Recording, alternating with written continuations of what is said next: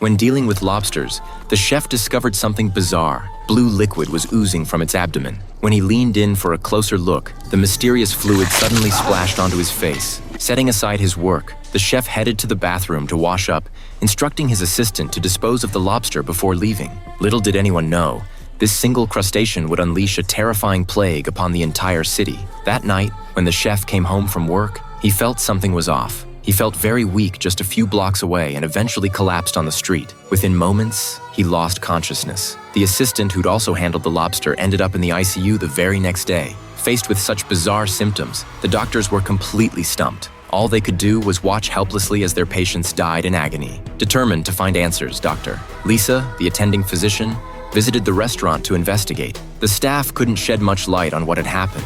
They only knew the chef had been working with a lobster that leaked blue fluid. Lisa suspected that lobster might be the key to everything. Armed with this lead, Lisa extracted a blood sample from the assistant and prepared it for analysis. She then added a drop of her own blood to the sample and observed it under a microscope. What she saw made her blood run cold. The assistant's blood was teeming with bacteria, a strain that released an incredibly potent toxin upon contact with healthy blood, capable of killing within minutes. Lisa realized this bacteria had likely already contaminated the seafood supply on a massive scale. Her fears were confirmed all too quickly. Across the city, people were already falling ill.